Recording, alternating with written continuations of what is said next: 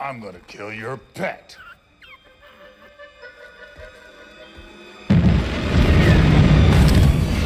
He didn't kill your brother. I did.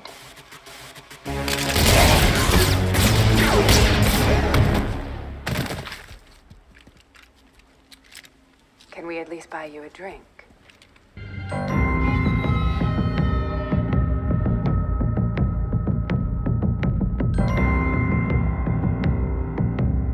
Hello there Star Wars fans, welcome to my breakdown of Season 2 Episode 3.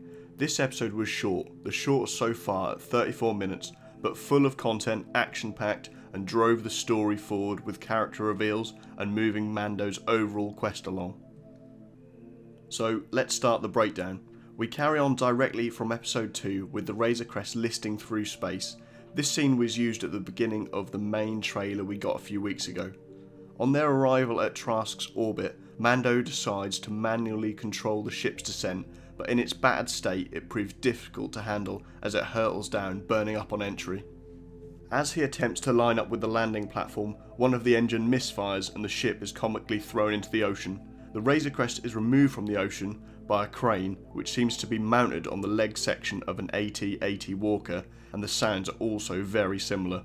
Once his ship is back on dry ground, Mando asks a Mon Calamari at the landing platform to fix his ship up as he continues his quest. We then get to see another wholesome scene where Mando's frog lady companion is reunited with her partner. The husband informs Mando that Mandalorians have been seen at the inn. The Mon Calamari bartender puts him in contact with a Quarren who immediately seems like a suspicious guy and not the most trusted race in Star Wars lore. Mando strikes up a deal with the Quarren as they set off across the ocean in a fully Quarren-manned boat. The Quarren then persuades Mando and the child to stand in front of the Mamakaw holding area while they feed it. The traitorous Quarren spring their trap by knocking Baby Yoda in his crib into the water, where the crib is swallowed by the beast. Mando dives in without hesitation as the gate is closed above him. Mando struggles in the water, trying to catch his breath, as the Quarren relentlessly thrust their spears through the gaps in the bars. Out of the sky, 3 blue armour-clad Mandalorians take the Quarren by surprise.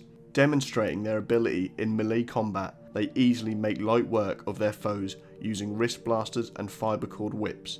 They rescue Mando and he tells them about the child in the water. One of the Mandalorians dive in, finishes the beast and jetpacks out of the water, reuniting Din with the child. The Mandalorians all remove their helmets, revealing one of them is the long-awaited Bo Katan from the Clone Wars and Rebels.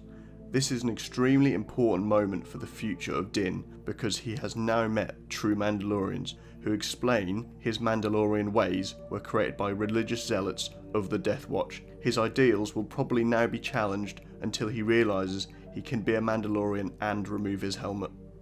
Bo Katan and the other female are wearing their Nite Owl armour and sigils.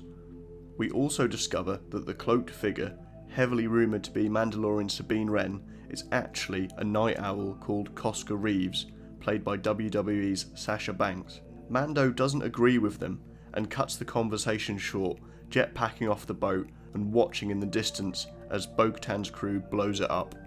We transition over to nighttime at the port, where Mando is ambushed by more Quarren after revenge for the death of their kin. Once again, the Mandalorians step in to fight by Mando's side, further gaining his trust. They agree to sit down and talk. Bo Katan explains to Mando their purpose on Trask is to seize weapons from the Empire to help bolster their efforts to retake Mandalore. As we know from the Clone Wars and Rebels, Mandalore is a barely habitable planet, with life only sustained in artificial dome-covered areas. Din has been taught otherwise.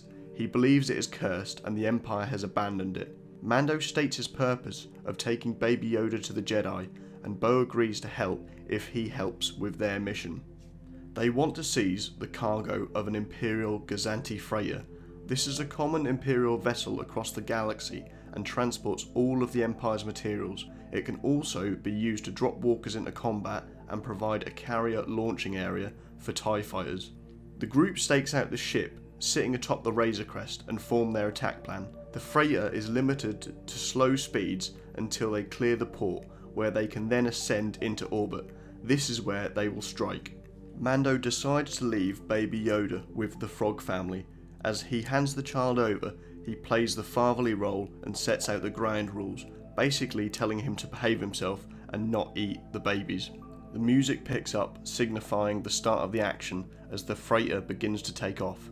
You get to see a closer view demonstrating the large scale of this Imperial vessel. These are the shots that get me excited to see what they can do in future, with the possibilities of AT-AT walkers and Star Destroyers joining the series. They begin their assault by landing on the ship, quickly eliminating the Stormtrooper sentries as one of them hits the alarm. The bridge of the ship is manned by Imperial officers, and the look of the bridge itself is very reminiscent of the original trilogy. The captain of the ship is played by Titus Welliver, who portrays the captain as a classic, stoic and loyal Imperial commander. He starts to mount his defence by closing off the bridge and ordering Stormtroopers to guard the hallways.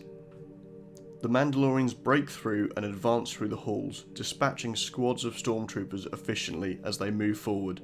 The captain makes the decision to disregard the port's protocol and boosts into the atmosphere.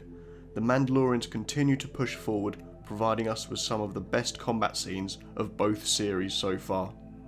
The Stormtroopers arm themselves with the heavier E-22 repeating rifles in an attempt to halt their advance. The officer in charge of the cargo area is ordered over the comlink to hold them off until they can jump to hyperspace. He relays this order to his troops as they wait for the attack. As soon as the doors open, the Mandalorians furiously blast their way forward. The officer loses his nerve at the sight and seals all of the doors.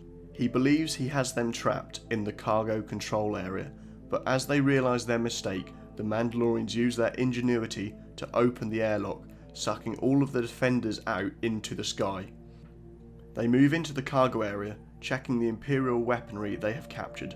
Bo contacts the bridge over comlink and reveals she doesn't just want a few weapons, she wants to capture the entire ship. Din protests that he did not sign up for this, but Bo wants the ship and the information the captain holds about the Darksaber. The captain reports to Moff Gideon and asks for reinforcements. He rejects the request as the ship is already lost. The captain executes his comrades and begins to guide the ship down in an attempt to scupper it. The Mandalorians are held up by heavy fire in a narrow corridor. Mando arms his explosives and charges into blast fire with his Beskar repelling the shots. When he gets into range, he dives, throwing the explosives at the bunched up squad of Stormtroopers, solving that problem. They break into the cockpit and wrestle the captain from the controls. They try to pull the ship up as Bo starts her interrogation.